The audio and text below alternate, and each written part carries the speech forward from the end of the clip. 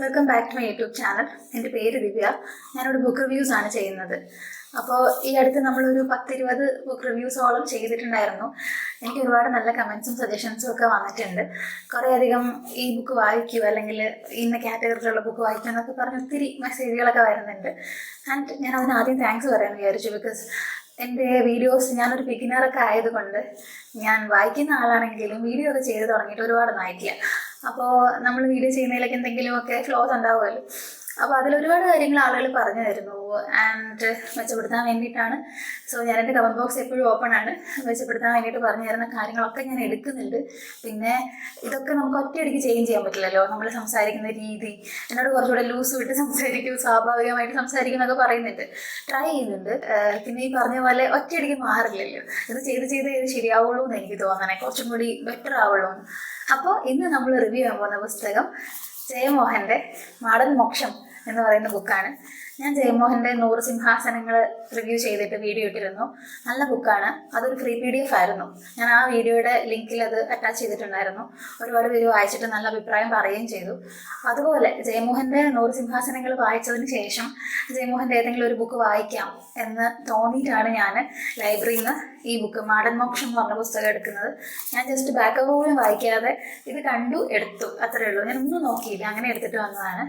മറ്റേ പുസ്തകത്തിൻ്റെയൊക്കെ അതേ ജേണറിൽ, അതായത് നിങ്ങൾ 100 സിംഹാസനങ്ങൾ വായിച്ചിട്ടുണ്ടെങ്കിൽ ഏകദേശം അതേ ജേണറിൽ പെടുന്ന പുസ്തകമാണ്. നിങ്ങൾ ജയമോഹൻ്റെ പുസ്തകങ്ങളൊന്നും വായിച്ചിട്ടില്ലെങ്കിൽ 100 സിംഹാസനങ്ങളും മാടൻ മോക്ഷവുമാണ് എനിക്ക് പരിചയമുള്ള പുസ്തകങ്ങൾ. ഞാനത് രണ്ടും വായിക്കാൻ നിങ്ങളോട് സജസ്റ്റ് ചെയ്യുകയാണ്.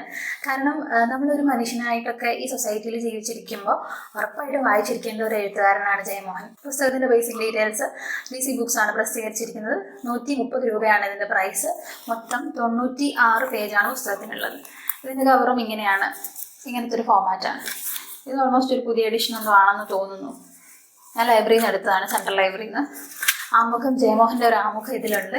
ഈ പുസ്തകം ഒരു പ്രസിദ്ധീകരണത്തിന് വേണ്ടിയിട്ട് എഴുതിയതാണെങ്കിലും അവർക്കത് ഈ ലേഖനം അങ്ങനെ പ്രസിദ്ധീകരിക്കാൻ പറ്റില്ല എന്ന് പറഞ്ഞിട്ട് അതിന് ശേഷം ഇത് ഡെവലപ്പ് ചെയ്ത പുസ്തകമായതിനു ശേഷം DC ബുക്സ് ഇത് പബ്ലിഷ് ചെയ്തതിൽ DC ബുക്സിന് ആശംസകളൊക്കെ അറിയിച്ചിട്ടുണ്ട്. ഈ പുസ്തകം പ്രസിദ്ധീകരിക്കാൻ ആദ്യം റിജക്റ്റ് ചെയ്യപ്പെട്ടു എന്ന് പറയുമ്പോൾ നിങ്ങൾക്ക് ഊഹിക്കാൻ പറ്റും ഇതിൻ്റെ ഒരു തീം എന്തായിരിക്കും എന്നുള്ളത്.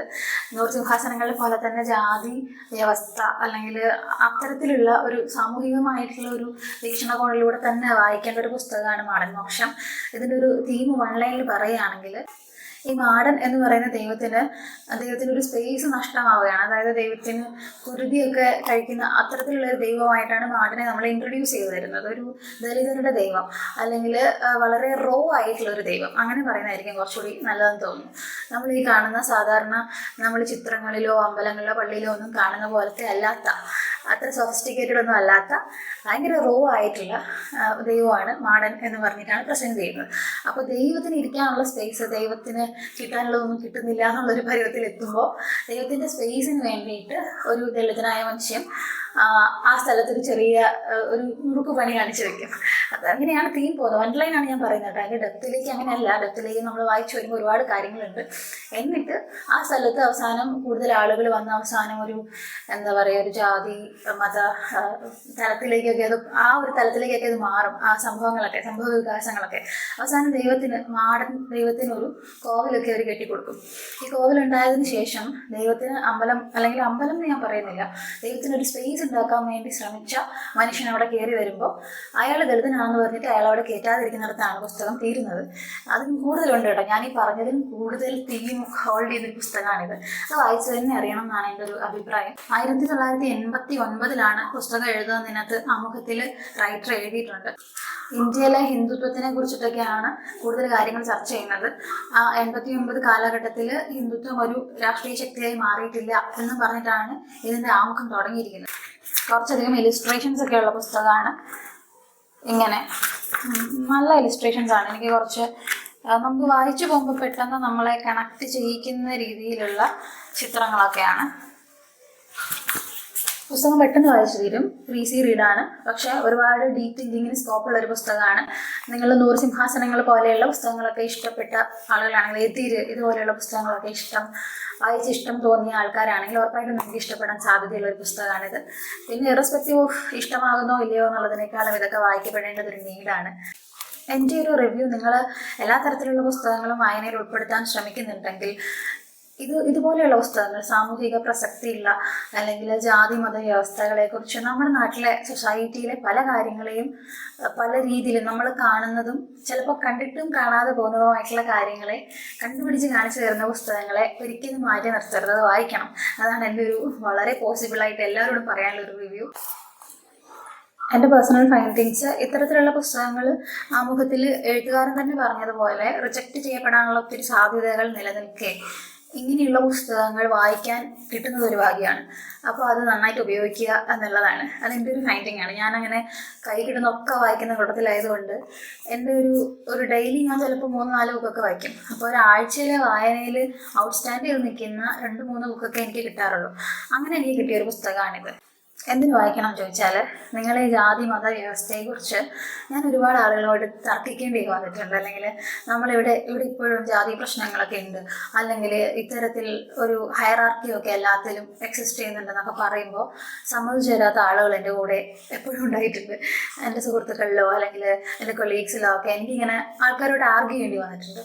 അപ്പോൾ എനിക്ക് തോന്നുന്നു നമുക്കൊരു ഓപ്പൺ ഡിസ്കഷന് സ്കോപ്പ് ഉണ്ടാവണമെങ്കിൽ അപ്പുറത്ത് നിൽക്കുന്ന ആളിന് നമ്മൾ പറയുന്ന വിഷയവുമായിട്ട് എന്തെങ്കിലുമൊക്കെ ഒരു അറിവ് ഉണ്ടാവണം. അല്ലെങ്കിൽ അവരങ്ങനൊന്നും എക്സിസ്റ്റ് ചെയ്യുന്നില്ല എന്ന് പറഞ്ഞുകൊണ്ടേയിരിക്കും, അല്ലേ?